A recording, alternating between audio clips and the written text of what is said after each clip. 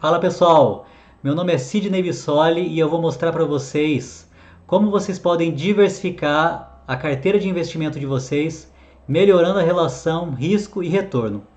Eu vou usar um exemplo de um investidor imaginário que começa investindo 100% do dinheiro dele em CDI, ou seja, quase todos nós, e que não quer perder dinheiro.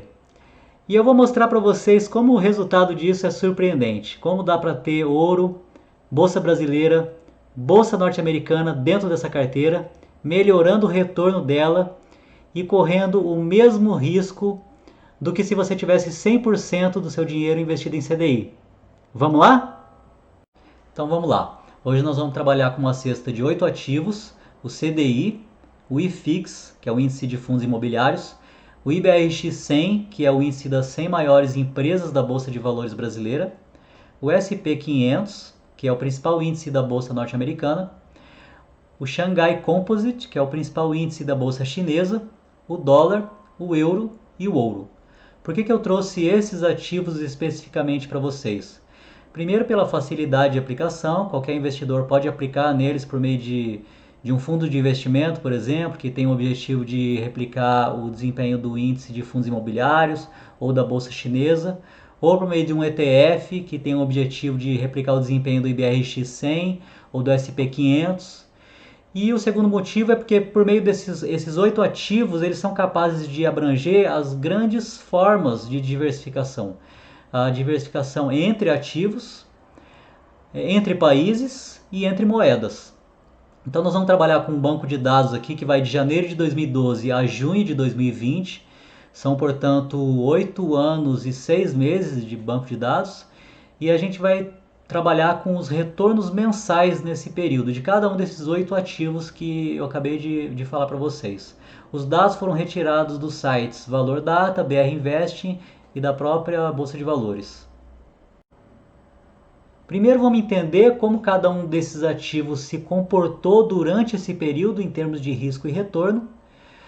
O ativo que mais se valorizou nesse período foi o ouro, com um retorno anual médio de 16,4%. O ativo que menos se valorizou nesse período foi a bolsa chinesa, com um retorno anual médio de 3,7%. E o CDI, que está sendo nossa referência aqui, teve um retorno anual médio de 9,2%. Lembrando que a gente está falando de remuneração passada, dificilmente nos próximos anos o CDI vai conseguir manter esse mesmo nível de retorno.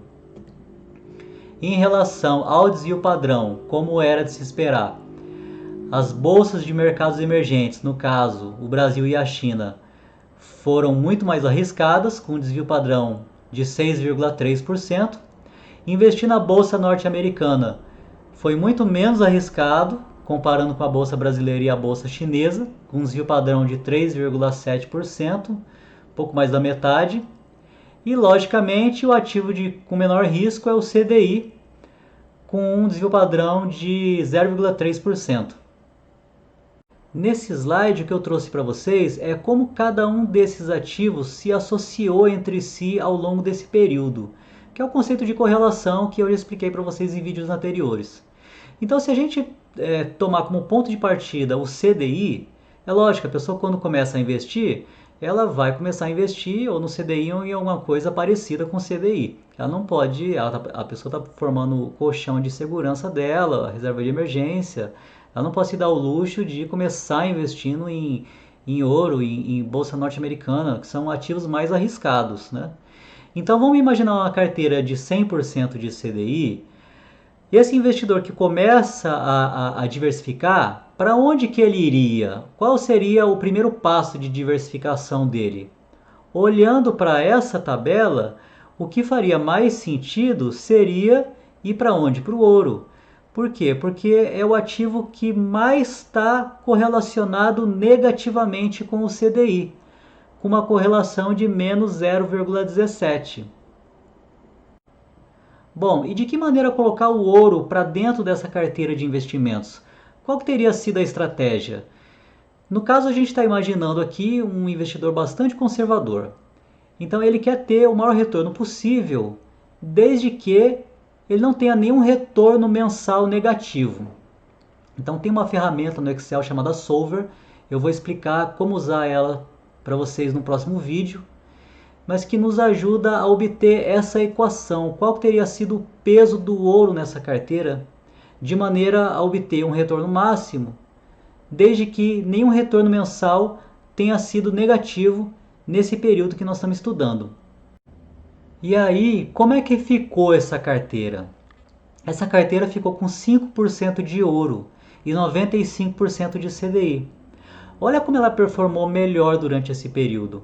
O risco ficou praticamente o mesmo, comparando uma carteira de 100% de CDI com uma carteira de CDI mais 5% de ouro. A gente vê um risco de 0,3% medido pelo desvio padrão.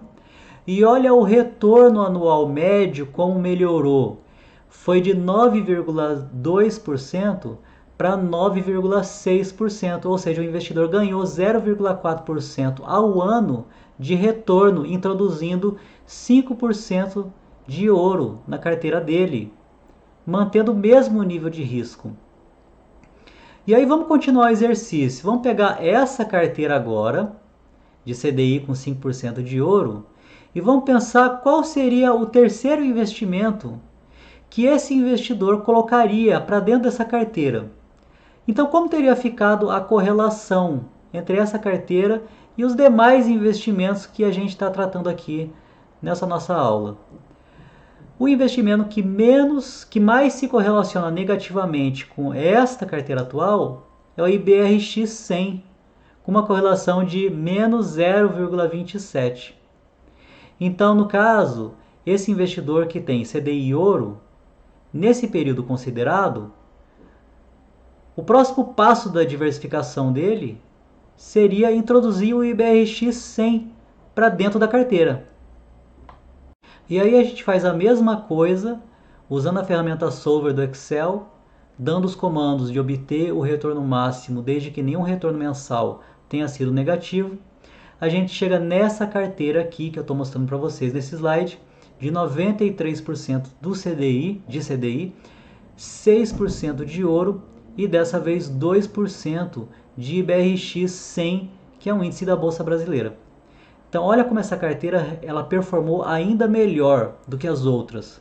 O risco se manteve praticamente idêntico, de 0,3% de desvio padrão, só que o retorno anual médio dela subiu para 9,7%. Mas aí vamos lá. Esse investidor ou essa investidora quer continuar diversificando. Qual o próximo ativo que ela vai colocar para dentro da carteira dele ou dela? Bom, aí a gente vê como que ficou a correlação dessa nova carteira com os demais ativos que a gente está estudando aqui nesse exercício. Sobraram 5. O índice de fundo imobiliário, a bolsa norte-americana, a bolsa chinesa, o dólar e o euro. E aí a gente vê o seguinte, que as correlações ficaram dessa maneira que eu estou mostrando no slide para vocês. E qual ativo que a gente vai colocar? A gente vai colocar a bolsa norte-americana. Por quê? Porque é o que tem a maior correlação negativa com essa carteira resultante, que é uma correlação de menos 0,05. Novamente, dando comando no Solver, como teria ficado essa carteira de investimentos? Ela teria ficado com 89% de CDI, 6% de ouro, 1% de IBRX 100 e 4% da Bolsa Norte-Americana. Vamos olhar para a relação risco e retorno. O risco se manteve praticamente a mesma coisa, de 0,3%, e olha como o retorno aumentou ainda mais um pouco, para 9,8%. E aí, quando a gente olha para como ficou a correlação dessa última carteira com os ativos que estão faltando a gente colocar para dentro dela, o índice de fundo imobiliário, a bolsa chinesa, o dólar e o euro, a gente vê agora que todas as correlações são positivas, sendo a menor delas o IFIX de 0,06. E aí você não tem mais benefício nenhum de adicionar o IFIX a essa carteira ou nenhum desses outros ativos, porque você não consegue retornos anuais maiores mantendo o mesmo nível de risco. Então, isso que eu queria mostrar para vocês, a importância de introduzir ativos que são negativamente correlacionados à carteira e como você introduzir ativos positivamente correlacionados a ela traz nenhum ou muito pouco benefício para sua carteira, considerando a relação risco e retorno. Então é isso, meu nome é Sidney Bissoli. Se vocês gostaram do vídeo, deem um like. Se quiserem ter conteúdos semanais sobre finanças e investimentos, sigam o canal. Se tiverem ficado com alguma dúvida, escrevam nos comentários que eu posso tratar das dúvidas de vocês em próximos vídeos. E é isso, galera. Muito obrigado.